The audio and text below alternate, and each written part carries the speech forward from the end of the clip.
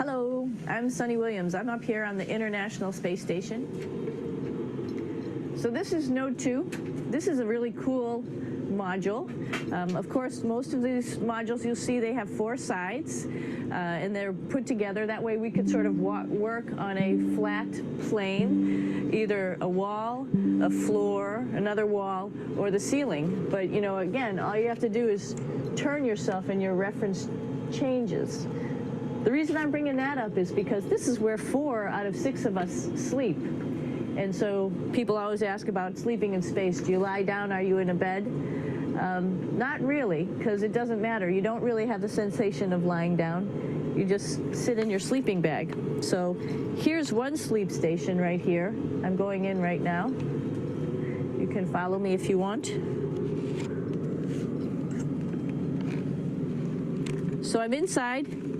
It's sort of like a little phone booth, but it's pretty comfy. I've got a sleeping bag right here that we sleep in, so we don't have sort of like a little bit of a cover. We don't fly all over the place. But you know, you can sleep in any orientation. I have it sleeping, feeling like I'm standing up right now, but like you saw, I'm on the floor. But it doesn't matter if I turn over and I sleep upside down. I don't have any sensation in my head that tells me that I'm upside down, so it really doesn't matter. The sleep station is also like a little office. We've got a computer in here. As you can see, we've got a couple little toys. I've got some books. I've got some clothes and other things that make it sort of like home. I'm coming out. And just for reference, that's one sleep station. This one's another, right here. There's one on the ceiling, if you want to call it, right here. And then there's a 4th on the other wall over here. So all of us sleep in a little bit of a circle. All right, come on back. There's more to show you.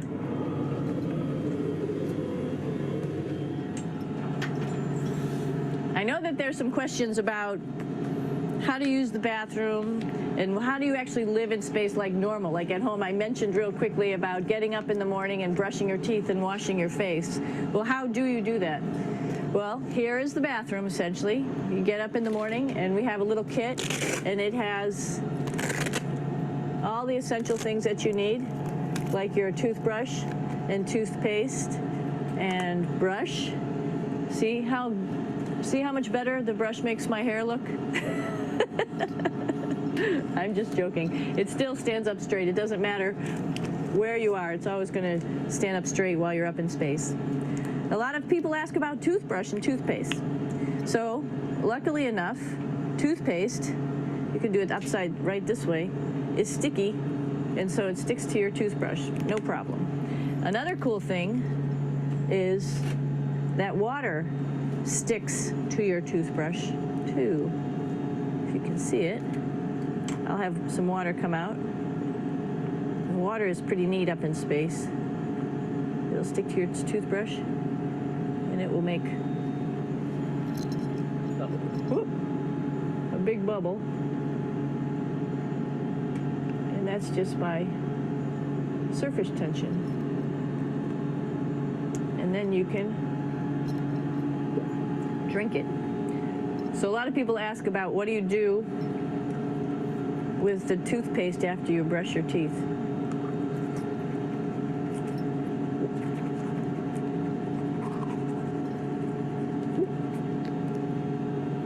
Two options. Swallow it, and it's sort of like mouthwash, but it tastes a little gross. Or you can just spit it out in a paper towel, and then you don't have to worry about it. Swallowing thing I wouldn't recommend at home. I'm only up here for 4 months, so it's not that bad. One of the most pressing questions about living in space, of course, is the bathroom. So let's take a look at that little piece of work. Come on in.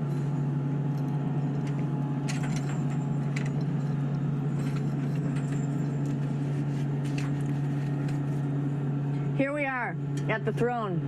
This is awesome. You might see the little You might have noticed the little moon on the outside. This is our orbital outhouse right here.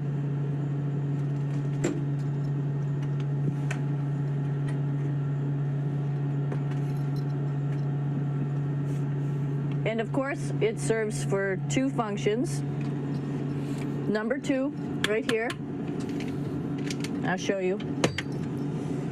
But you see it's pretty small, so you have to have pretty good aim, and you be ready to make sure things get let go the right direction. And it smells a little bit, so I'm closing it up. And that's, of course, for number 2. And this guy right here is for number 1. So they're sort of two slightly separate functions, but you can do a little, essentially both, by hanging on right here and doing number 1 and number 2. I might add it's color coded, so you really don't get it mixed up, which is nice. This is yellows for number 1. And also there's a selection of paper. People always ask about toilet paper. What do you do with toilet paper? What kind of toilet paper do you have? We have gloves, just because sometimes it does get messy. We have some Russian wipes, which are a little bit coarse if you like the coarse type of toilet paper. We have some nice tissues, which are nice and soft. If you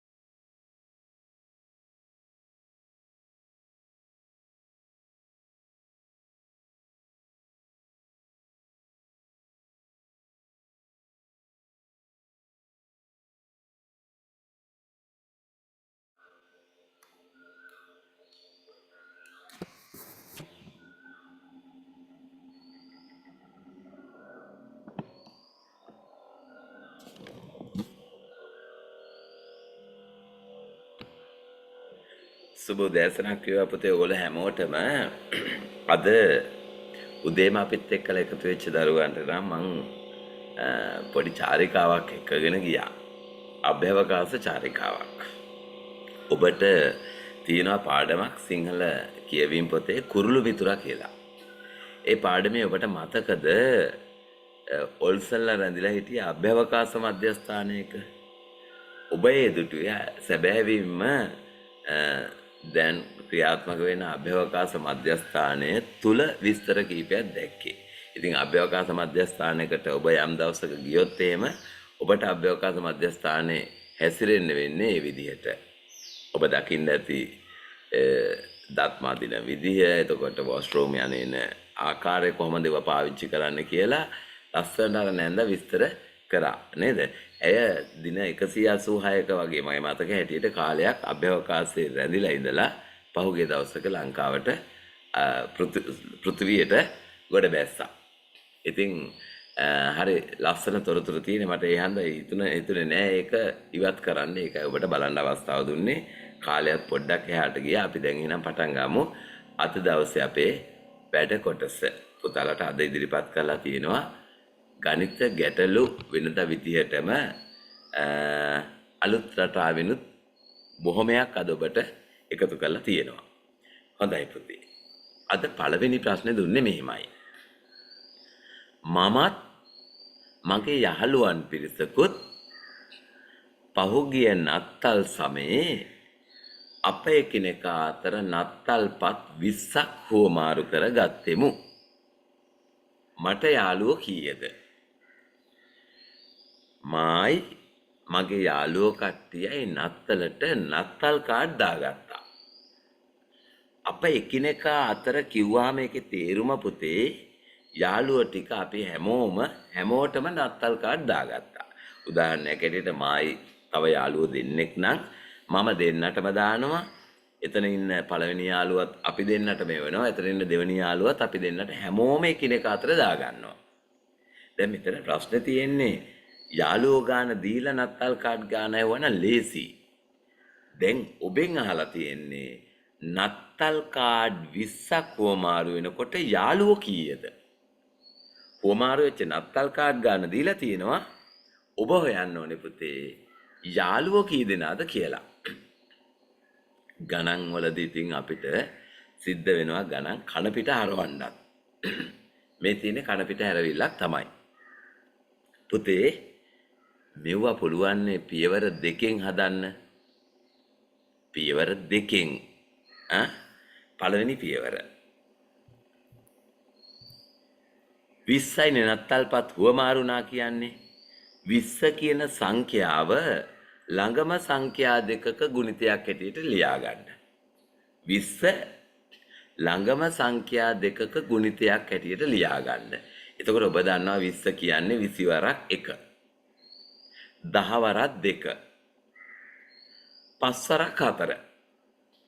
එක ළඟම සංඛ්‍යා දෙකකින් 20 හැදෙන්නේ 5 වරක් 4. ඔන්න මම ලිව්වා. ඒක අපි ලියන්නේ 4 වරක් 5 කියලා. දැන් දෙවනි පියවර තමයි උත්තරේ ලබා ගන්න අවස්ථාව. මට යාළුවෝ කීයද කියලා ප්‍රශ්නය අහන්නේ. එහෙනම් ඉතින් මට ඉන්න යාළුවෝ කියන්නේ අපිට ලැබිච්ච ගුණිතයේ ගුණ කරන්න අපිට හම්බෙච්ච සංඛ්‍යා දෙකේ අඩුමාගේ තමා මට ඉන්න යාළුවෝ ගන්න. එහෙනම් මට යාළුවෝ කීයද? 4යි. මට යාළුවෝ 4යි. බලන්න කොච්චර පහසුවෙන් හැදුවද කියලා මයි පුතාලා. අපි හැමෝම නත්තල්පත් 20ක් දාගත්තා. හැමෝම එතකොට මට යාළුවෝ හොයන්න 20 ළඟම ගණන් දෙක ගුණිතය ගන්න 4 වරක් 5 20යි. එහෙනම් යාළුවෝ ගාන එතන තියෙන අඩුමාගේ 4යි. ෂොක් නේද ගාන? හරි. මං එහෙනම් වෙන ගානක් අහන්නම් අපේ පොඩිත්තන්ගෙන් හිතලා උත්තරයක් දෙන්න. හිතලා අපි නත්තල්පත් හුවමාරු කරගත්තා පහුගිය නත්තල් කාලේ. මට මිතුරන් කී දෙනාද කියලා මං දැන් අහනවා. නත්තල්පත් හුවමාරුනේ 12යි. පුළුවන් නම් කියන්න මට යාළුවෝ කීයද කියලා. නත්තල්පත් හුවමාරුනේ 12යි. මට යාළුවෝ කීයද? 4 වරක් 3 12යි. එහෙනම් මට යාළුවෝ 3 දෙනයි. එතන අඩුමාගේ තමයි යාළුවෝ හැටියට ගන්නෙ. හොඳයි නත්තල්පත් හුවමාරු වුණා කියලා හිතන්න. 30ක් මට යාළුවෝ කීයද? 5 වරක් 6 30යි. එහෙනම් මට යාළුවෝ 5යි. හොඳයි. ඕවා ඉතින් ලොකු දේවල් නෙමෙයි පුතේ. ඕවා මහ ලොකු දේවල් හැටියට ගණන් ගන්නත් එපා. අපි යමු දෙවෙනි ගානට. පියදාස සෝමදාස කියන්නේ පෙදරේරු අත්උදව්කරුවන් දෙදෙනෙකි.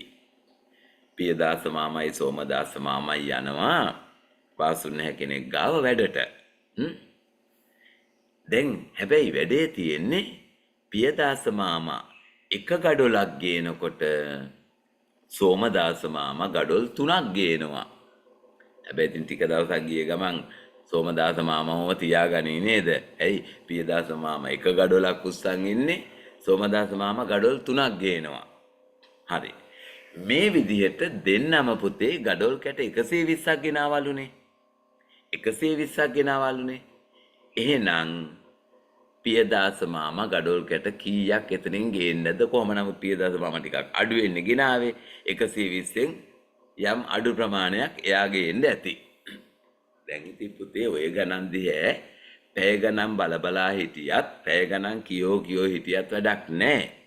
මං හැමතිස්සෙම අපේ පුතාලට කියන්නේ අවශ්‍ය හැම තැනකදීම කොළ කෑල්ලකට යන්න. දැන් මේක අපි ආරම්භ ගන්නවා මේ දෙන්නගේ නම් දෙකෙන්. මොනවද නම් දෙක? පියදාස සෝමදාස. පියදාස ගේනවා එක ගඩොලක්. අන්න ඒ වෙලාවට සෝමදාස ගේනවා ගඩොල් 3ක්. මම පුතාලා මෙහෙම ලියාගත්තාම බලන්නකෝ අර උඩ හැල්ල වගේ දකින්න නැතුව මේක ඇතුලේ ඒක තේරුම් ගත්ත හැකිනේ. පියදාසයි සෝමදාසයි ඉන්නවා. පියදාස එකක් ගේනවා සෝමදාස තුනක් ගේනවා. එතකොටම පේනවා සෝමදාස තමයි වැඩියෙන් ගේන්නේ පියදාස අඩුවෙන් ගේන්නේ. පුතාලා මෙහෙම හිතුවොත් තර්කයක් අරගෙන මෙහෙම හිතුවොත් දෙන්න ගඩොල් ගෙනාවේ ඔච්චරයි. පියදාස 1යි සෝමදාස 3යි. ගඩොල් ගෙනාවේ ඔච්චරයි. එහෙනම් දැන් ගඩොල් කීයද ගෙනාවේ දෙන්නම? දෙන්නම කීයද ගෙනාවේ? 3 1යි 4යි. දෙන්නම ගෙනාවේ 4යි. දැන් ඒ 4ෙන් පියදාස මාමට කීයක් අයිතිද? දෙන්නම ගෙනාවේ ගඩොල් 4යි කියලා හිතුවොත් එතනින් පියදාස මාමට කීයක් අයිතිද? කෝ දන්න හපන්නු කියන්න බලන්න. දෙන්නම 4ක් ගෙනාවා නම් එතනින් පියදාස මාමට අයිති වෙන්නේ 4ෙන් 1යි.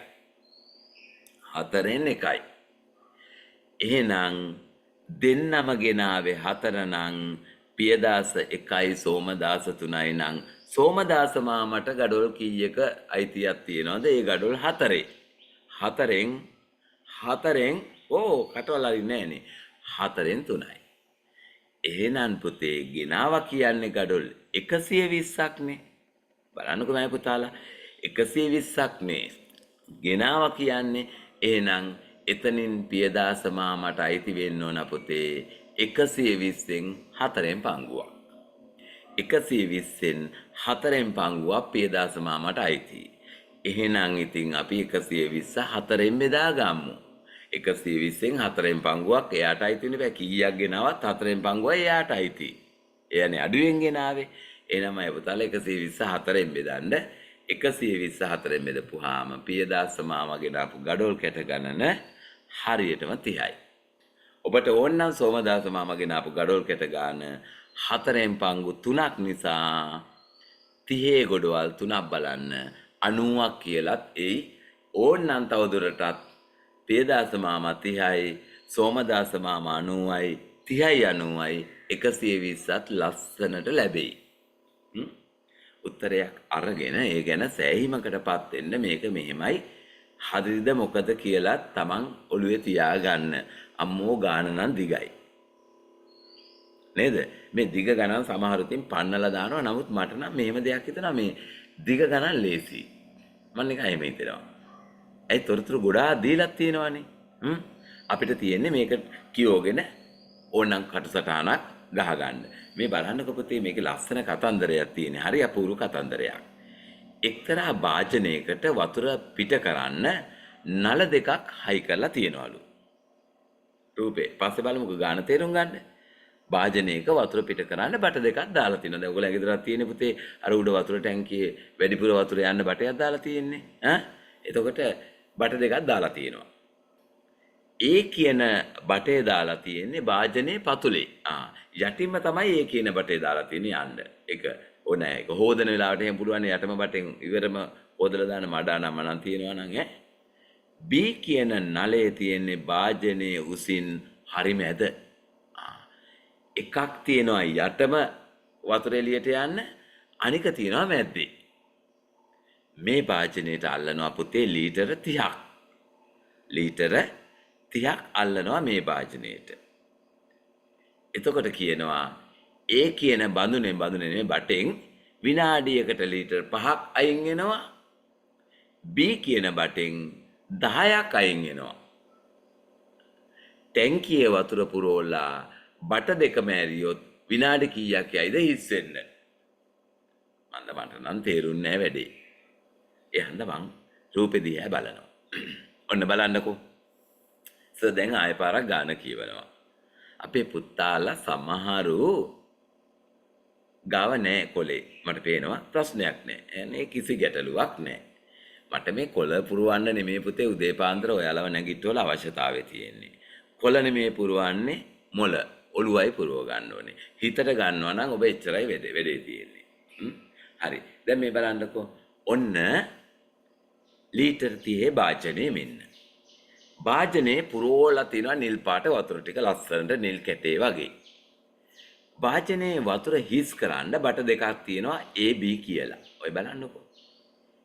A බටේ තියෙන්නේ පතුලේ තියෙන්නේ B බටේ තියෙන්නේ හරි මැද. දැන් දැන් ඒ බටෙන් වතුර යනවා විනාඩියකට ලීටර් 5ක්. ලීටර් 5ක් යනවා එළියට. B බටෙන් විනාඩියකට ලීටර් 10ක් අහකට යනවා.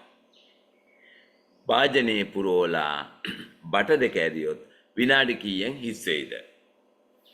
බලන්න පුතේ මෙන්න මෙහෙම හිතපු අය අත උස්සනමයි පුතාලා. A බටෙන් 5ක් අහකට යනවා සර්. B බටෙන් 10ක් අහකට යනවානේ. එතකොට සර් බට දෙකෙන්ම 10යි 5යි 15ක් විනාඩියකට අහකට යන හන්දා 30 වාජනේ හිස් වෙන්න 15 ඒවා දෙකක් ඕන හන්දා විනාඩි දෙකෙන් මේක හිස් වෙනවා කියන දරුවෝ අත උස්සන්න. අත උස්සනමයි පුතාලා. විනාඩි දෙකෙන් හිස් වෙනවා කියන දරුවෝ අත උස්සන්න චුට්ටක්. හරි. අත්පල්ලෙහා දාන්න. ඒක තමයි ඉතින් අද ටිකක් උදේම නැගිට එක වාසී කියලා මම කියන්නේ.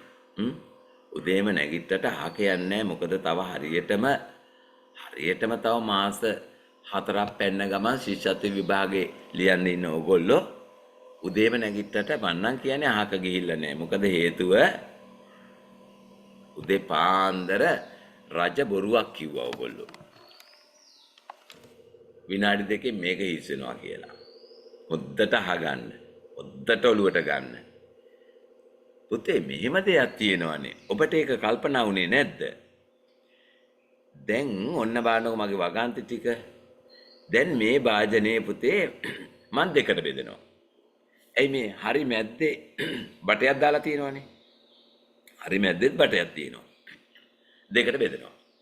බෙදපුවාම පුතේ 30ක් අල්ලන වාජනේ දෙකට බෙදාගත්තොත් අල්ලන්නේ 15 කෑලි දෙකට. එහෙමනේ වෙන්නේ ඇත්ත කතාව. 30ක වාජනේ දෙකට බෙදුනහම උඩ ඉඳලා පහළට උඩ 15යි යට 15යි වතුර තියෙන්නේ. දැන් මයි පුතාලට හිතෙන්නේ නැද්ද මෙහෙම දෙයක්? මේ B කියන බටෙන් වතුර යවන්න පුළුවන් උඩ ටික විතරයි කියලා හිතුන්නේ නැද්ද? ඔබට හිතුන්නේ නැද්ද? B කියන බටෙන් මෙන්න මේ 15 යවන්න විතරයි පුළුවන් ඊට යටට වතුර අඩු වුණාම B බටෙන් වැඩක් නැහැ කියලා හිතුන්නේ නැද්ද? දැන් බලමු. පළවෙනි විනාඩියේදී අපි බලමු පුතේ බට දෙකේම වතුර කොච්චරක් අයින් වෙයිද කියලා. ඔබ දන්නවා විනාඩියකට A බටෙන් වතුර 5ක් අයින් වෙනවා. B බටෙන් 10ක් අයින් වෙනවා. A එකතු B 10යි 5යි පළවෙනි විනාඩියේදී පුතේ වතුර ලීටර් 15ක් ඉවත් වෙනවා ඇත්ත. මාත් පිළිගන්නවා ඔබ මුලින්ම හිතපු දේ. පළවෙනි විනාඩියේදී 15ක් අයින් වෙනවා. හැබැයි පුතේ 15ක් අයින් වුණා කියන්නේ දැන් වතුර මට්ටම මෙන්න මෙතන නේද තියෙන්නේ. ඒ උඩ 15ම අයින් වුණානේ පළවෙනි විනාඩියේදී. මෙයා 10ක් දැම්මා මෙයා 5ක් දැම්මා. දැන් පළවෙනි විනාඩියෙන් පස්සේ B කියන බටය නිහඬයි. B කියන බටේ නිහඬයි. එයාගේ වැඩක් නැහැ. ඒ දැන් වතුර මට්ටම එතනින් පල්ලෙහාට බහැලා තියෙන්නේ. එතනින් පස්සේ B කියන බටෙන් වතුර යන්නේ නැහැ. අයියෝ කොහෙද ඔළුව තියෙන්නේ? එහෙනම් ඉතිරි වතුර 15ම යවන්න වෙන්නේ A කියන බටේට. එහෙනම් ඉතිරි ලීටර් 15 අයින් කරන්න ඒට පුතේ යනවා විනාඩියකට ලීටර් 5 ගානේ 15 අයින් කරන්න විනාඩි 3ක් යනවා ඒ බටේ තනියම මේ වැඩේ කරන්න වෙන්නේ. එහෙමනම් දැන් ඔන්න 15යි 30ම වතුර ටික අහකට ගියා. ඒකෙදි ලීටර් 15ක්ම අයින් වුණා පළවෙනි විනාඩියේදී. මොකද AB දෙන්නම එකතු වෙලා වතුර එළියට ඇදලා දැම්මේ. හැබැයි ඊළඟ ලීටර් 15 අයින් කරන්න උනේ ඒට විතරයි. එයාට විනාඩි 3ක් ගියා. එතකොට ඔක්කොම විනාඩි 3යි 1යි 4යි. කමක් නෑ. ඔය එහෙම තමයි නේද? ආයි ළඟ දවසේ අපි වරද්දා ගන්න තු හදමු. දැන් මේ බලන්න. දැන් ඔන්න පුතේ ශිෂ්‍යත්ව පේපර් දෙකකට ළමයි කට්ටියක් ගත්තු ලකුණු දීලා තියෙන්නේ මයි පුතාලට සංකේත වලින්. ඒක මාර වැඩේ දෙන්න ලකුණු දීලා තියෙන්නේ 110යි 120යි 150යි කියලා නෙමෙයි සංකේත වලින් දීලා තියෙන්නේ. නිමල් විමල් බිමල් කමල් ওই විභාග පේපර් හදන අය කරන අනිත් වැඩේ තමයි ඕක. එයාලට වෙන නම් නැද්ද මන් දන්නේ. සුනිල් පියල් කමල් දෙමල් දිනෙල් තිනෙල් විනෙල් මිනිල් ඔය වගේ නිකන් අර එකම විදිහේ නම් ටිකක් දෙනවා. ඒකත් දන්නවද? ඒත් මේ වෙලාවකට අතු අමාරු දාන්නත් එක්කලා වෙන්න ඇති සමහරලාට. හරි. හොඳයි. දැන් පුතේ මෙතන අපිට එකම එක්කෙනෙක් ගත්තු ලකුණක් කියලා තියෙනවා. කවුද? බිමල් ලකුණු 148ක් ලබලා මේ ගොල්ලන්ගෙන් අඩුම ලකුණ අයිති කරන් තිබුණලු. ඔන්න අපිට ගාන හොයාගන්න තියෙන පොයින්ට් එක ඕක. බිමල් කියන තැනැත්තා ලකුණු 148යි. වගේම හරිම වැදගත් එකලා කියන දේ අඩුම ලකුණ බිමල්ට. බිමල්ට අඩුම ලකුණ. එහෙනම් මෙතන වැඩිම ලකුණ කාටද කියලා අහන්නේ. ඉතින් මම පුතේ පැන්සල අරගෙන මෙහෙම පටන් ගමුකෝ. බිමල් 148යි අඩුම ලකුණලු. එහෙනම් මෙන්න මම දැම්ම 148 බිමල්ට. ඒක තමයි අඩුම ලකුණ. ඕක තමයි අඩුම ලකුණ. දැන් පුතේ අපිට එනවනේ රවුමක් 1. රවුම ඇතුලේ ඩොට් එක 4. කොළ පාට කොටුව 8 කියලා අපිට ලැබෙනවනේ. දැන් පට ගාලා ඕක දාගන්න උතන තියෙන හැම එකටම හැම රවුමටම එක දාගන්න. රවුම ඇතුලේ ඩොට් එක තිබුණොත් 4 දාගන්න. කළු කොළ පාට කොටුව තිබුණොත් 8 දාගන්න. එතකොට වැඩේ ටිකක් ලෙහා ගන්නවා වගේ නෙමේ. 1 හරි. ඔන්න දැන් දාගත්තා. දැන් බලන්නකො ඔටෝ දැන් හැදෙනවනේ විමල්ගේ ලකුණ. විමල්ට 181යි. අන්න වැඩේ. දැන් බිමල්ට 148යි විමල්ට 181යි. නිමල්ගේ දන්නේ නැහැ කීයද කියලා. ඒත් 100 ගාණක් කී හරි 4 එන්නේ. කමල්ගේ දන්නේත් නැහැ 140 ගාණක්. දැන් වැඩේ තියෙන්නේ මේ ගාන අපිට හදන්න බෑ මෙන්න මේ නිල් පාට කොටුව කීයද කියලා දන්නේ නැතුව. මොකද දැනට විමල්ගේ 181ක් පෙවුනට නිමල්ගේ 194ද දන්නේ නැහනේ. එතකොට කොහමද වැඩිම ලකුණ හොයාගන්නේ? දැන් 17 කල්පනා කරන්න මොවුන් අතරින් අඩුම ලකුණ බිමල් නම් 148 නම් එතනින් එහාට යන්නේ කොහමද? ඔන්න පුතේ ඔළුව ඕන වෙන්නේ ඕකට. කල්පනාව ඕන වෙන්නේ ඕකට. අඩුම ලකුණ 148 නම් බිමල් කමල් ගැන හිතන්න. කමලුත් 140 ගාණක් නේද? එහෙනම් බිමල් නම් අඩුම ලකුණ 148 නම් කමල් 140 කීයද? අඩුම ලකුණ බිමල් නම් 148ලු. එහෙනම් කමල් 149 වෙන්න එපා පුතේ. 48ට උඩින් 40 ගාන තියෙන්නේ 9නේ. අඩුම ලකුණ බිමල් නේ ගත්තා කියන්නේ. ඒතකොට කමල් 142 143 වෙන්නේ නැහනේ. ඔන්න වැඩේ ලෙහා ගත්තා. කමල් 149යි. දැන් නිල් පාට කොටුව 9 නම් නිමල් පට ගාලා දාගන්න 194යි. එහෙනම් මෙතන වැඩිම ලකුණ ගත්තේ නිමල්. බිමල් නෙමේ වැඩිම ලකුණ ගත්තේ. විමලුත් නෙමේ කමලුත් නෙමේ වැඩිම ලකුණ නිමල්. බලන්නකො කටුවර කොලේට යන්නේ නැතුව කොහෙදනේ ඔක හදන්නේ හරි. මේ පුටු තියලා තියෙන ගණන් මම දකින්න ඔය අනුමාන පේපර් වල තියෙනවා. ඔය අනුමාන පේපර් හදන මාමලා ගොඩාක් අය කරන වැඩක් තියෙනවානේ පුතේ. පහුගිය පේපර්ස් ටිකක් ඇදලා ගත්තා. කැවුම් කොකිස් කෙරුවා. නිමල්ව කමල් කෙරුවා. ගම්පහ මිනවංගොඩ කෙරුවා. දැන් මම පේපර් එක හදලා එළියට. 30ත් විභාගෙට මලාට ඔය පරණේවා වැඩිපුර අවුස්සන්නේ නැහැ. එකක් දෙකක් දෙනව නැත්තේ නේ. ඉතින් අපි අමාරු වෙනවා විභාගෙට ගිහිල්ලා ඇවිල්ලා. ඇයි අපිට අර පේපර් එකේ ලකුණු 200ක් තියෙනවා 160ක් තියෙනවා 180ක් තියෙනවා ශීර්ෂත් ලකුණු නැහැ. පුතේ ශිෂ්‍යත්ව විභාගය කියන්නේ හැමදාම අලුත් ප්‍රශ්න වැඩි ගාණක් දෙන විභාගයක්. මම ඒකයි ඔබට මේ ගැටලු පන්තියට උදේ අලුත් රටා දාන්න උත්සාහ කරන්නේ උපරිමයක්. හරි. දැන් අහන්න මේක අලුත් එකක් නෙමෙයි ඈ මම කියන්න එපා ඔබට. එකේ ඉඳලා අංක දාපු පුට්ටු ටිකක් රවුමට තියලා තියෙනවා. එකේ ඉඳලා පිළිවෙලින් අංක දාපු පුට්ටු ටිකක් රවුමට තියලා එනතින් 1 2 3 4 5 6 7 8 9 10 එහෙම දාලා තියෙන්නේ. දැන් මේ පුටු තියෙන රවුමේ අංක 4 පුටුව ඉස්සරහා අංක 12 පුටුව තියෙනවා. ඔන්න පොයින්ට් එක ලියා ගන්න තැන. පුටු කීයද? අංක 4 පුටුව ඉස්සරහා අංක 12 පුටුව. මෙතන පුටු කීයද? රයිට්. පටන් ගමු. පුටු තියලා තියෙන්නේ රවුමට. ඉතින් කාටද අමාරු රවුමක් ඇඳ ගන්න? අංක 4 පුටුව ඉස්සරහා අංක 12 පුටුව නම් කාටද අමාරු 4 ඉස්සරහා 12 දාගන්න? 4 පුටුව ඉස්සරහා 12 පුටුව. දැන් මේකේ තියෙන පුටු ගාන හොයද්දිමයි පුතාලා 4 ඉස්සරහා 12 නම් 4ට මෙහා පැත්තේ පුතේ 5 නෙමේද පිළිවෙලින්නේ අංක දාලා තියෙන්නේ.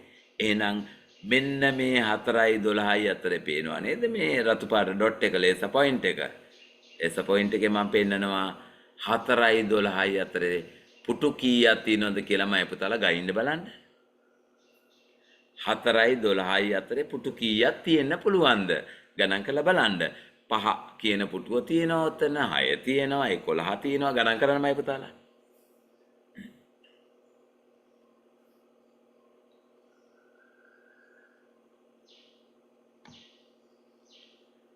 රයිට්. කීයද? ඇඟිලි වලින් පෙන්නන්න හපන්නු නම් කොබන්න පුටු අන්න හරි.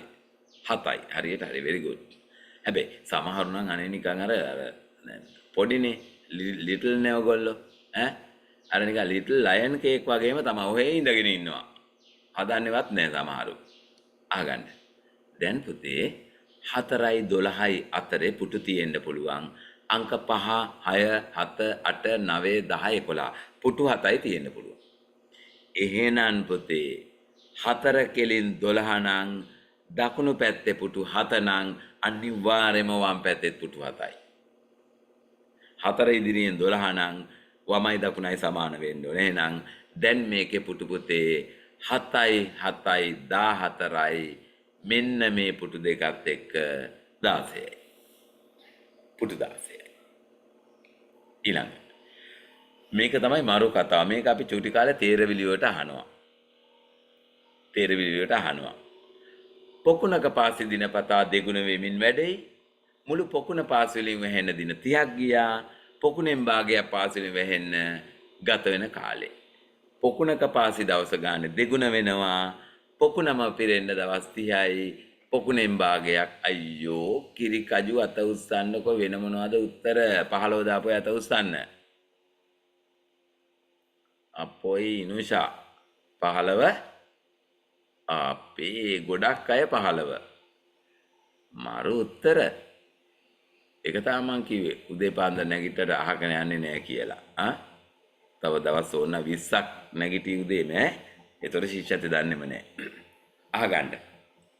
පුතේ කල්පනාව ගන්න. මේ පොකුණක පාසි දවස ගානේ දෙගුණ වෙනවා. මෙන්න මං පෙන්නනවා පොකුණ පිරීලා තියෙනවා 30 වෙනි දවසේ. පොකුණෙන් භාගයක් කියන්නේ පුතේ මෙහෙම තියෙන්න එපෑ. ඔහොමනේ තියෙන්න ඕනේ. එතකොට පුතේ දවස ගානේ දෙගුණ වෙනවා කියන්නේ ඔයා හිතන්නකෝ අද සම්පූර්ණ තිබුණා නම් ඊයේ පුතේ භාගෙනේ තිබුණේ. මොකද දවස ගානේ ඩබල් වෙනවා. දැන් හිතන්න මගේ සාක්කුවේ අද රුපියල් 100ක් තියෙනවා. දවස ගානේ දෙගුණ වෙනවා නම් ඊයේ රුපියල් 50ක් තිබිලා තියෙන්න ඕන. පෙරේද 25ක් තිබිලා තියෙන්න ඕන. දවස ගානේ ඩබල් වෙනවා.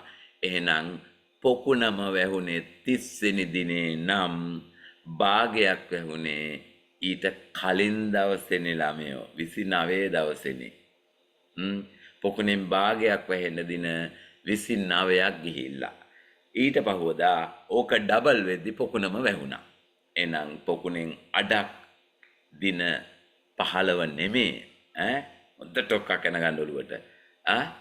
හරියටම දින 29යි. මේ රූපේ සම්පූර්ණ කරන්න තිබිය යුතු අඩුම රේඛා ගණන මේකට ඉතින් දැන් ලස්සනට ඔයා මේක මෙහාට ගිහිල්ලා කියලා මේ පැත්තෙත් මෙහාට අඳින්න එපානේ. ඔයාට කියලා තියෙන්නේ රූපේ පුරවන්න කියලානේ, රූපේ වහන්න කියලානේ. මේක කට ඇරගෙනනේ ඉන්නේ මේක. ඉතින් කට වහන්න අවශ්‍ය අවම රේඛා ගාන, අවම කියන්නේ අඩුම, එහෙනම් එක රේඛාවයි. එකයි.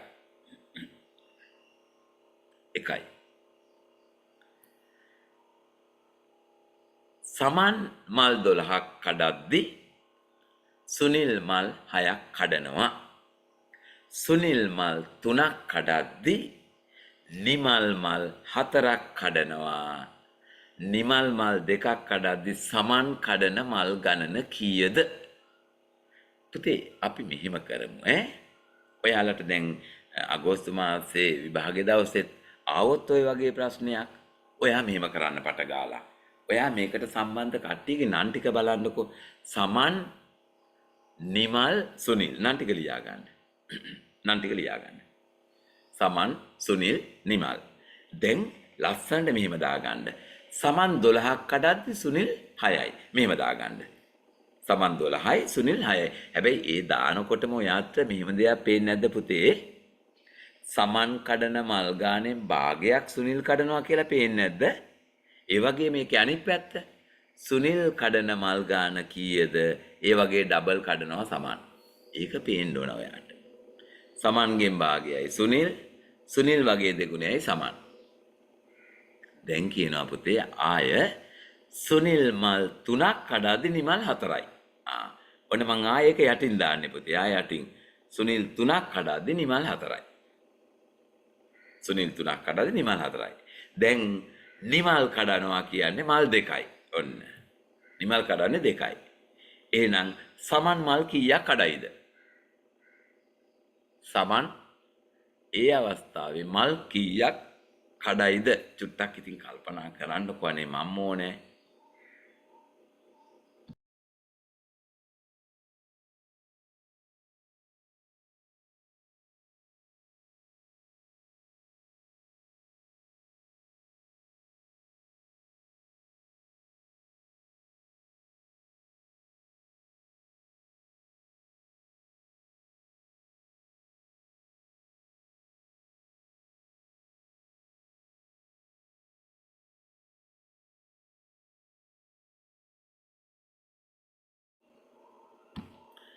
ඇති ඉතින් කල්පනා කරනවා කියලා ගමක් රටක් වටලන්න කල්පනා කරන්න ටයිම් නෑ. ඌ අපිට තියෙන විනාඩි එකමාරයි.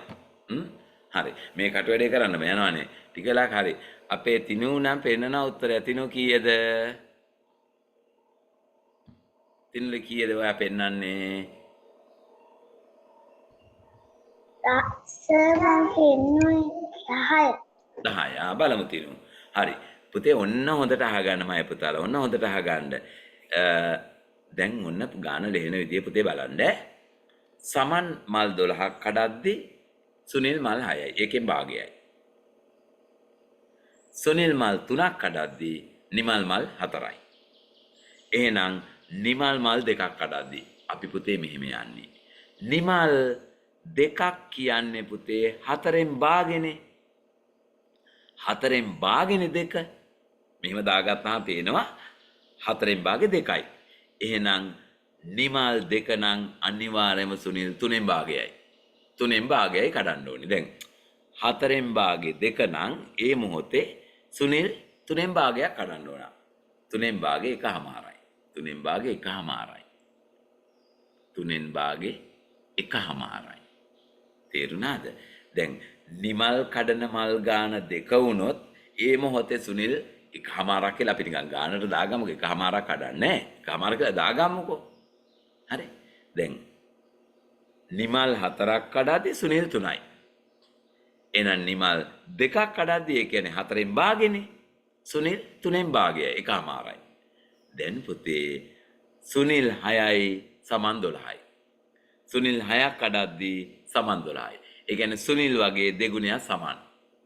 සුනිල් වගේ දෙගුණයක් සමන් නම් යම් මොහොතක සුනිල් එකහමාර නම් එකහමාර නම් සමන් එකහමාරව දෙකක් එකහමාරව දෙකක් 3යි.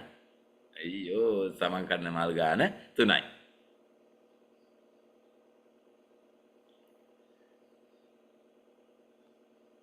ඊළඟ ලීටර් 300ක ධාරිතාවයක් තියෙන ටැංකියක් විනාඩියකට වතුර ලීටර් 20 ගානේ පිරෙන නලයක් තියෙනවා. තවත් නලයකින් විනාඩියකට වතුර ලීටර් 5 ගානේ අයින් වෙනවා. බට දෙකම එකපාර හිස් කරලා ටැංකිය පුරවන්න බට දෙකම එකපාර විවෘත කරනවා. හිස් ටැංකිය උදේ 8ට පුරවන්න පටන් ගන්නවා. ටැංකිය පිරෙන්නේ කීයටද? අපිට නම් තේරුන්නේ නේද? හරි. මෙහෙමයි. පුතේ 300ක අල්ලන ටැංකියක් තියෙන්නේ. ටැංකියට අල්ලන්නේ 300යි. තාත්තෙන් අහලා බලන්නකෝ අම්මෙන් අහලා බලන්නකෝ ඔය ගෙදර උඩ තියෙන වතුර ටැංකියට කොච්චර අල්ලනවද කියලා ලීටර පස්සේ අහලා බලන්න. මට හිතෙන්නේ 500ක්. 17 ඇති සමහරව. හරි. එතකොට මේ ටැංකියට පුතේ ලීටර් 300ක් අල්ලනවා. මේකට වතුර පිරෙන්න දාලා තියෙනවා බටයක්. ඒකෙන් විනාඩියකට පුතේ වතුර ලීටර් 20ක් ගලාගෙන එනවා. හිස් කරන්න බටයක් දාලා තියෙනවා යටින්. එතනින් විනාඩියකට වතුර ලීටර් 5ක් ගානේ අයින් වෙනවා. අරය 20ක් දුන්නට විනාඩියට මෙයා එකෙන් 5ක් දානවා එළියට. දැන් හිස් ටැංකිය පුරවන්න පටන් ගන්නවා උදේ 8ට වැඩේ තියෙන්නේ අමතක වෙලා බට දෙකම ඇරලා දාලා. පුරවන බටේ විතරනේ අරින්න ඕනේ හිස් කරන බටේ දාන්නෙම නෑ ඇරලා. දැන් වතුර අරෙන් හෝ ගාලා එනවා මෙහෙන් හා ගාලා යනවා. හැබැයි එන්නේ 20යි යන්නේ 5යි ටිකක් අඩුවෙන් වතුර යන්නේ අහකට. ටැංකිය පිරෙන්නේ කීයටද? ටැංකිය පිරෙන්නේ කීයටද? 8ට පටන් ගත්තා කීයටද පිරෙන්නේ? පුතේ මෙහෙම කරන්නකෝ මයි පුතාලා. අපි බලමු විනාඩියකට සැබවින්ම මේකේ වතුර කොච්චර රැඳෙයිද කියලා. විනාඩියකට සැබවින්ම කොච්චර රැඳෙයිද කියලා. පුතේ 20ක් එනවා 5ක් යනවා. විනාඩියකට 20ක් එනවා 5ක් යනවා. එහෙනම් විනාඩියකට රැඳෙන්නේ 15යි. 15යි. එහෙනම් පුතේ ලීටර 15ක් රැඳෙන්න විනාඩියයි යන්නේ. ලීටර 15ක් රැඳෙන්න විනාඩියයි යන්නේ. මම ඒක දැන් අනිත් පැත්තට අල්ලගෙන කතා කරනවා. ලීටර 15ක් රැඳෙන්න විනාඩියක් යනවා.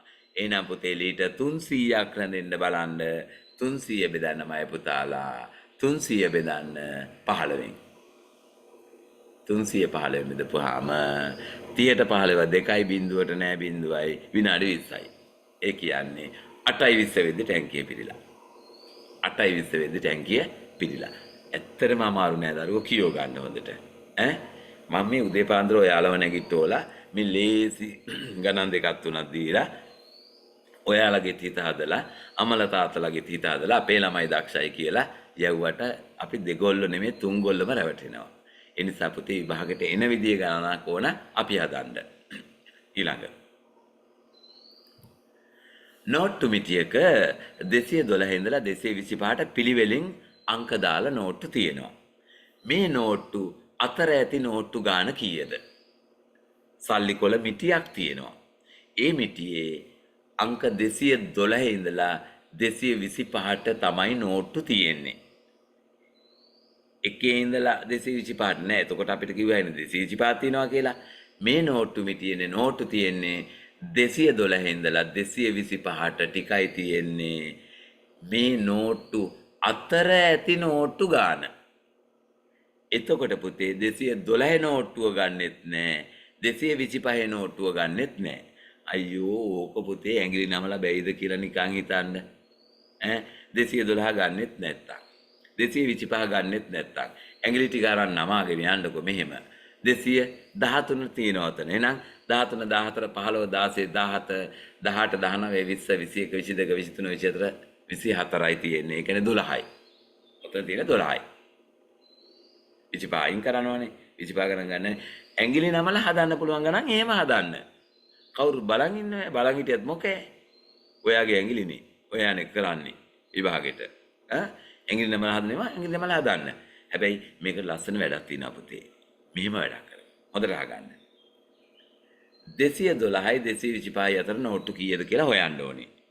212යි 225යි අතර නෝට්ටු කිව්වහම මේ දෙක නැතුව නෝට්ටු කීයද කියලා හොයන්න ඕනේ. මේක දිගයිනේ. මම මේ වැඩක් කරන්න. මම නික 1.5යි අතර නෝට්ටු කීයද කියලා හොයනවා. නික පොඩි ගානක්. 1.5යි අතර නෝට්ටු මට ගයින්න ලේසියිනේ.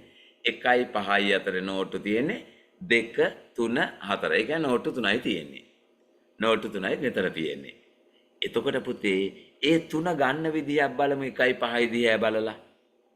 නෝට්ටු 3 උත්තරේට එන්නේ 1.5යි මක් කරලාද කියලා බලමු. ඔන්න ක්‍රමයේ පුතේ. 5න් එකක් මය පුතාලා 4යි 4ෙනුත් ආය එකක් අඩු කරන්න 3යි. 1.5යි අතරේ නෝට්ටු හොයද්දි 5න් එකක් අඩු කරන්න 4යි ආය එකෙනුත් එකක් අඩු කරන්න 3 එන්නේ එහෙමයි. එහෙනම් ඉතින් දැන් පට ගාලා 212යි 225 අතර නෝට්ටු හොයන්න 225න් 212ක් අඩු කරන්න 13යි ආය 13න් එකක් අඩු කරන්න 12යි. ඇඟිලි නැමුවත් 12 ආවා. ඊළඟ පියුමිගේ ඔරලෝසුවේ වෙලාව નિયમિત වෙලාවට වඩා විනාඩි 10ක් වැඩි. පියුමි විනාඩි 10ක් වැඩියෙලු වෙලාව තියන් ඉන්නේ බලන්නකෝ. රසිනිගේ වෙලාව નિયમિત වෙලාවට වඩා 20ක් අඩුලු. මදේ. රසිනිගේ වෙලාව 20ක් අඩුයි. පියුමිගේ වෙලාව 10ක් වැඩි. පියුමිගේ වෙලාව 5:04 නම් රසිනිගේ වෙලාව අර අඩු එක්කෙනාගේ වෙලාව අඩු එක්කෙනා නෙමෙයි වැඩි එක්කෙනා. වැඩි එක්කෙනාගේ වෙලාව 4 නම් අඩු එක්කෙනාගේ වෙලාව. අනේ මන්ද තාම ඔළුවට ආවේ නැහැ ගාන. මං ආයෙ කියවනවා. පියුමිගේ ඔරලෝසුවේ වෙලාව සැබෑ වෙලාවට වඩා විනාඩි 10ක් වැඩි. පියුමිගේ වෙලාව ඇත්ත වෙලාවට වඩා 10ක් වැඩි. හරි. රසිනිගේ වෙලාව ඇත්ත වෙලාවට වඩා 20ක් අඩුයි. හරි. ඇත්ත වෙලාවට වඩා 20ක් අඩුයි. පියුමිගේ වෙලාව 5:04 නම් රසිනිගේ වෙලාව. අපි මෙහෙම අදමු. හරි දැන් තේරුණා. નિયમિત වෙලාව කියලා ලිව්වා. පියුමි කියලා දැම්මා. එයා වැඩිනේ. ඉස්සරහින් දැම්මා. රසිනි දැම්මා මේ පැත්තේ. එයාගේ වෙලාව අඩුනේ. දැන් පටන් ගමු. දැන් කියනවා පුතේ පියුමිගේ වෙලාව 5:04යිලු. දැම්මා පියුමිට 4 කියලා. ඉවරනේ කතාව.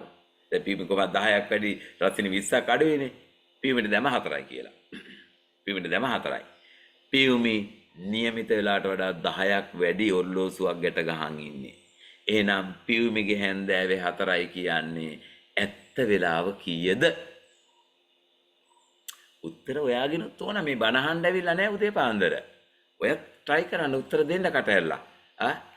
පියුමිගේ වෙලාව සැබෑ වෙලාවට වඩා විනාඩි 10ක් වැඩි නම් පියුමිගේ 4 නම් ඒ මොහොතේ નિયમિત වෙලාව කීයද? විනාඩි 10ක් වැඩි 4යි කියන්නේ. එහෙනම් ඇත්ත වෙලාව 4ට 10ක් අඩුයි 3:50යි. එහෙනම් ඇත්ත වෙලාව 3:50 නම් රසිනිගේ වෙලාව විනාඩි 20ක් අඩුයි ඊට වඩා. එහෙනම් කීයද 3:50න් 20ක් ගියාම? 3:50න් 20ක් ගියාම 3:30යි. රසිනිගේ වෙලාව 3:30යි. මල් වට්ටියක තියෙන මල් වලින් 3ක් හැර සුදු, 6ක් හැර කහ, 5ක් හැර රෝස මල් කීයද? මෙව නම් අනේ S2 පියාගෙන හදන්න ඕන ඔයාලා. ඇයි? මං ඔයාලට මේවා කියා දීලා නැද්ද? දැන් මේ අද හදිස්සි අපිත් එක්ක එකතු වෙච්ච ළමයින් නම් දැන් කල්පනා කරයි අම්මෝ මේක කොහමද හදන්නේ කියලා. මේ අපිත් එක්ක හිටපු අය නම් මේවා හදන්න බෑ කියන්න බෑ. පුතේ වට්ටියේ මල් වලින් 3ක් ඇරෙන්න සුදු, 6ක් ඇරෙන්න කහ, 5ක් ඇරෙන්න රෝස මල් කීයද? අපි 6යි 3යි 5යි එකතු කරනවා මයි පුතාලා. 6යි 3යි 5යි එකතු කරනවා. ඒ තියෙන ගණන් ටික එකතු කරනවා. කීයද? 6යි 3යි 9යි 5යි 14යි. තව එක පියවරයි. තව එක පියවරයි. උත්තරේ පට ගාලා එනවා. මොකක්ද අනිත් පියවර? මල් ಜಾති නැත්නම් පාට ಜಾති කීයද? සුදු, කහ, රෝස. පාට ಜಾති 3යි. එහෙනම් 3න් එකක් අඩු ගානෙන් මේ 14 බෙදන්න. එහෙනම් පුතේ පාට ಜಾති 3යි නම් එකක් අඩුයි කියන්නේ 2නේ. 14 දෙකෙන් බෙදන්න. නිකම්ම උත්තරේ එනවා. මල් කීයද? 7යි. මල් කීයද? 7යි. right. තව චුට්ටයි තව චුට්ටයි. මම මේ වලව උදව් කරගන්න. මම හරි ආසයි ඔයගොල්ලොත් එක්ක කතා කරන්න ටයිම් නැහැ. වෙළඳ සැලක එකම තරමේ සපත්තු ජෝඩු 8ක් තියෙනවා. හොඳට අහගන්න. කඩේක එකම තරමේ සපත්තු ජෝඩු 8ක් තියෙනවා. හරි. විකුණන්න තියෙන්නේ. සපත්තු ජෝඩු 8ක්. ඒ කියන්නේ එක එක ගත්තොත් 16ක් තියෙනවා. දවසක් උදේ වෙළඳ සැලට පැමිණ විට අයියෝ සපත්තු 3ක් මීයෝ කාලා. මද උදේ වෙළඳ සැල් හිමියා කඩේ දොර අරිනකොට සපත්තු ජෝඩු 8ක් තිබුණා. එතනින් සපත්තු 16යි. ඒකෙන් සපත්තු 3ක් මීයෝ කාලා. දැන් අලෙවි කිරීමට හැකි සපත්තු ජෝඩු ගාන අඩුම වශයෙන් නිශ්චිතව කීයද?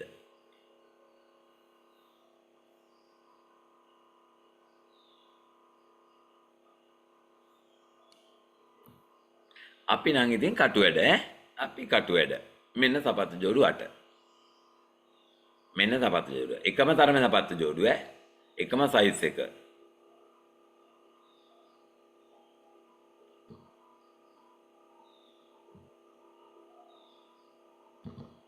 හරි. එකම තරමේ සපත්තු ජෝඩු 8. ඔන්න මම සපත්තු ජෝඩු 8 පෙන්නුවා. ඔන්න දැන් වෙලෙන්ද කලින් දවසේ රෑ යනකොට තිබුණ විදිය. කඩේ වහලේ යද්දි තිබුණ විදිය සපත්තු ජෝඩු 8 ලස්සනට තියෙනවා. හැබැයි මම පොඩි වැඩක් කරා පුතේ. ඔයා සමහරට ඒක හිතුවේ නැද්ද දන්නේ නැහැ. මයි පුතාලා හිතුවේ නැද්ද දන්නේ නැහැ. සපත්තු දෙක තියෙනවා පුතේ. වම දකුණ කියලා දෙකක් තියෙනවා. ඒ වම් කකුලට දාන එකයි දකුණු කකුලට. දැන් මම මේ පාට දෙකෙන් පෙන්නලා තියෙන්නේ වමයි දකුණයි. හිතන්නකෝ උඩින් පෙන්වුවේ රෝස පාටින් වම් සපත්තු, කොළ පාටින් දකුණු සපත්තු. එහෙම හිතා ගන්නකෝ. ඔන්න දැන් සපත්තු 16ක් තියෙනවා, ජෝඩු 8ක් තියෙනවා. එතකොට වම් පැත්තේ සපත්තු 8යි, දකුණු කකුලට දාන 8යි. එහෙමනේ හැදෙන්නේ. දැන් මීයෝ කෑවනම් පුතේ සපත්තු 3ක්. අලෙවි කිරීමට දැන් හැකි සපත්තු ජෝඩු ගාන අවම වශයෙන් නිශ්චිතව කීයද කියද්දී අපි හිතමු අවාසියට. කොහොමද අවාසියට හිතන්නේ පුතේ? අපි හිතමු මේ මීයා මෙතන වමයි දකුණයි කියලා 3ක් කෑවනම් කිසි ප්‍රශ්නයක් නැහැ. වමයි දකුණයි කෑවනම් ඒ කුට්ටම අහක. තව වමේ එකක් කෑවනම් ඒකේ දකුණත් ඉතින් තනියම දායි යන්න බෑ. එතකොට කුට්ටන් 5ක් තියෙනවා කියලා ඔබට කියන්න පුළුවන්. නෙමෙයි 6ක් තියෙනවා කියලා කිව්ව හැකි. නමුත් පුතේ කෑවේ යම් විදියකින් මේ යකා මේ මීයා යම් විදියකින් කෑවේ අපිට අවාසියට වම් කකුල් 3ක්ම කියලා හිතන්නකෝ. එතකොට විකුණන්න තියෙන සපත්තු ජෝඩු 5යිනේ දරුවෝ. 5යිනේ තියෙන්නේ. දැන් අලෙවි කිරීමට හැකි සපත්තු ජෝඩු ගණන අවම වශයෙන් නිශ්චිතව කීයක් වේද? අපි අවාසියට හිතුවොත් එහෙම මෙයා සමහර විට වමයි දකුණයි කියලා කණ්ඩාත් ඉඳ තියෙන. එතකොට 6ක් තියෙනවා විකුණන්න. හැබැයි මෙහෙම කාලා තිබ්බනම් මොකද කරන්නේ? මෙහෙම තිබ්බනම් විකුණන්න පුළුවන් අර ඉතුරු ජෝඩු ටික විතරයි. මීටර් 100 දිග කෝච්චි එකට ලයිට් කණුවක් පහු කරන්න කොච්චර දුර යන්න ඕනද? මෙන්න ලයිට් කණුව. ඔව්ව විභාග දවසේ පෑන කෙලින් තියාගන්න මේක ලයිට් කණුව. පෙන්සල් පර්ස් එක ගන්න මේක කෝච්චිය. එහෙමයි හදන්නේ. මෙන්න මීටර් 100 දිග දුම්රිය, මෙන්න මේ ලයිට් කණුව, මෙන්න කෝච්චිය. මීටර් 100 දිගයි. දැන් පුතේ මෙන්න මේ ලයිට් කණුව පාස් කරන්න කෝච්චිය කොච්චර යන්න ඕනද? පොඩි වැඩයිනේ වෙන්න ඕනේ. පුතේ කෝච්චියක් යන්නේ තියෙන්නේ ලයිට් කණුවක්. කෝච්චියට ටික වෙලාවක් යයි ලයිට් කණුව පහු කරන්න. ඇයි? කෝච්චිය දිගයි. අර හැකරැල්ල දිගයි. එයාට එතකොට හිමීට යනකොට ඔයාව පාස් කරන් යන්න ටිකක් වෙලා යනවා. එයා දිග හන්දා. එහෙනම් පුතේ කොච්චර දුරක් යන්න ඕනද? කෝච්චිය මීටර 100ක් යන්න ඕන මම එහෙම කියනවා. මීටර 100ක් ඉස්සරහට ගියාම ලයිට් කනුව පාස් වෙනවා. මේ බලන්න. ඔන්න බලන්න. කෝ දැක්කේ දැක්කේ. සමහරව අහක බලන්න. ඔන්න බලන්න. මෙන්න කෝච්චිය මීටර 100යි. මෙන්න ලයිට් කනුවන් අපි කෝච්චිය ඉස්සරහට යවනවා. බලන්න කෝච්චිය මීටර 100 නම් කොච්චරක් ගියාද කියලා. හරියටම 100ක් ගියාම පාස් වෙන්නේ. එහෙනම් කොපමණ ආයතද මීටර 100යි. ඕකමයි පුතාලා ලයිට් කනුවකදී හැමතිස්සෙම ওই දින ගාන ගන්න. හැබැයි පාලමක් වගේ පාස් කරන්න කිව්වොත් පාලමට දිගක් දුන්නොත් ඔයිට ටිකක් වෙනස් ඈ. රයිට්. අද ඔයාලට ලස්සන වීඩියෝ එකකුත් මම විනාඩියක වීඩියෝ එකකුත් පෙන්වන්න පුළුවන්. අද ටිකක් ටයිම් කලින් ඉවර වුණා නේද? හරි. අනිත් දවසේ ඉතින් ප්‍රශ්න ටිකක් තව වැඩි කරගන්න පුළුවන් කියලා තමයි තේරුම. රතගාලක බිම අංක සටහන් කරලා තිබුණේ මෙහෙමයි. හිස් තැන තිබුණු අංකේ විය හැක්කේ මොකක්ද? ඒක නම් මාර වැඩක්. රතගාලක් කියන්නේ වාහන පාක් කරන එකන්නේ. ඒකේ අංක දාලා තියෙන්නේ මෙහෙම 16 6 68. මෙතන අංකේ මොකද්ද? ඒ යකාගේ කතාවක් නේ. එහෙම රටාවක් කොහෙද අපි දැකලා තියෙන්නේ. මේ ගාන වැරදිද මන්ද? චුටක් ඉන්නකෝ 16 6 68. ඊළඟට තියෙන්න ඕන අංකේ කීයද? හරි. අපි බලමු. අත උස්සන්නමයි පුතාලා 69 කියන අය. කො නෑ 86 කියන අය 88 කියන අය අත්පල්ලේ දාන්න. ඔන්න දැනගන්න මේ විභාගෙදී මම ඔයාලට මෙහෙම කිව්වොත් ඔබ මාත් එක්ක එකඟ වෙනවද? ඔබ ලියන ශිෂ්‍යත්ව විභාගයේ සමහර ප්‍රශ්න වල උත්තර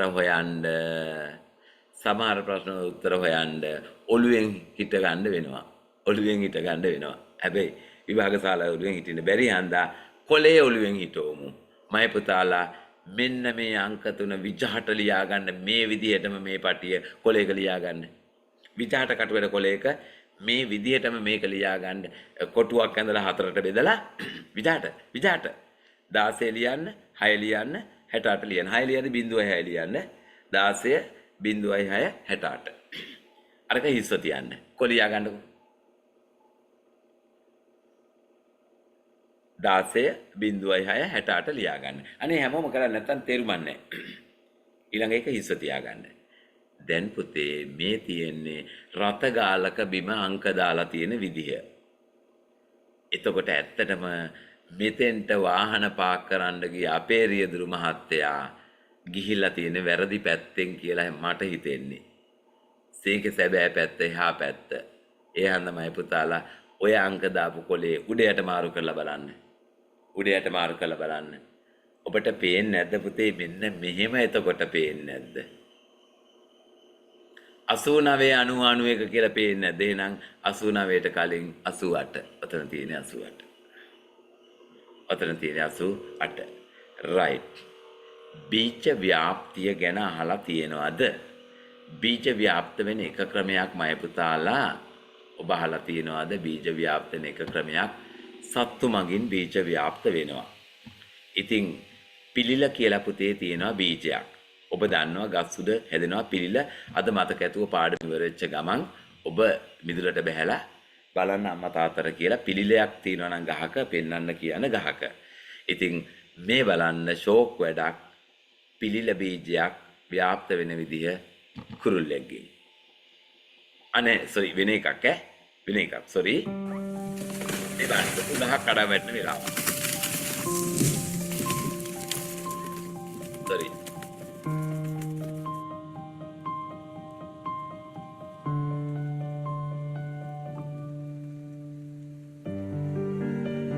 අනේ චුට්ටක් ඉන්නේ ඒකට හිතන්නවත් වෙලාවක් ගියේ නෑ. මං පිළිල ගැනත් කියා දෙනවා. මේක පටගාලා බලලා ඉන්න. මේ පුතේ ගස් කොළන් කපපුවාම වෙන එක අපරාධයක්. බලන්න මේ ගහේ කූඩුව අදන් හිටපු සත්තුන්ට මොකද වෙන්නේ කියලා.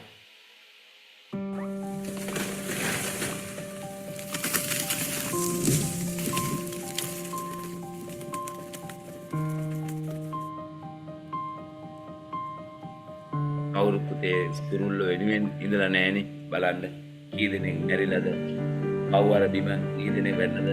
අතපය කැඩිලාද කී දෙනෙක්ගේ? අයියෝ පවර බලන්න. අනේ අර පැටව අර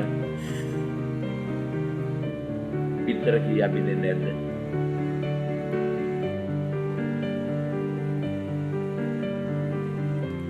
රයිට්. පිළිල බීජ ව්‍යාප්තන විදිය බලලා ඔහොමම යන්න පුළුවන් ඔයාලට. ඒක ලස්සන වැඩක් පුතේ. ඔන්න බලන්නකෝ.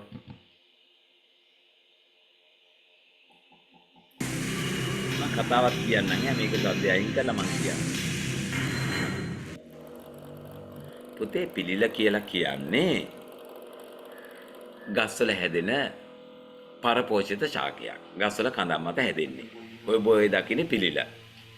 දැන් මේ පිළිල ලස්සනයි මල හරි ආකර්ශනීයයි. ওই ගස් පුරාම පිළිල හැදිලා තියෙන්නේ. ගස්වල කඳන් උඩට පිළිල මේ විදියට ආවේ කොහොමද? ඒක තමයි අපූරු කතාව. මේ පිළිල පුතේ ගහේ සාරේ උරාගෙන ගහ විනාශ කරනවා. මෙහෙමයි වෙන්නේ. මේ පිළිල වල පුතේ ලස්සන රසවත් ගෙඩියක් එනවා. ඒක අපි කන්නේ කුරුල්ලෝ කනවන්න බාන කන ලස්සන. මාර කලාවට කන්නේ අර බලන්න අග්ගිස කැඩුවා අතනින් තද කරා කෑවා. මුත්තට කාලා පළ පුරුද්ද තියෙන මේ කුරුල්ලට එව්වා අර රඹුටන් මදේ වගේ පිළිල. ඔච්ච ලොකු නෑ ආ චූටි ගෙඩි. රයිට්. දැන් කෑවට මොකෑ මේ මිනිස්සයාට ඊළඟට වෙන වැඩේ දන්නවද? টয়ලට් යන්න අමාරුයි. টয়ලට් යන්න අමාරුයි අර. දැන් ඉතින් මොකද කරන්නේ අර ගහේ අතේ අතුල්ලනවා. අන්න අර පිළිල බීජය ඔය කුරුල්ලන්ගේ බඩ ඇතුලේ ආහාර වැඩි වෙලාවක් තියෙන නිසා පුතේ ඒ බීජ ඒ විදිහටම තියෙනවා. ඔය දැන් ඔය පණුව නෙමෙයි උන් අහගන්න. ඕක පැලවෙන හැටි. කැමරාව වේගවත් කරලා පෙන්වන්නේ පැලවෙන හැටි. අන්න දැන් ඒකේ මුල එනවා මුල යනවා ගහට. දැන් මේ පැලවෙන හැටි පුතේ මේ පණුවේ නෙමෙයි ඈ. ඔන්න පිළිල බීජය හැදෙන විදිහ. සත්තුන්ගේ යන්නේ. රයිට් අපි ඉවර කරමු. හැමෝටම සුබ සතියක්. අයිබෝන්.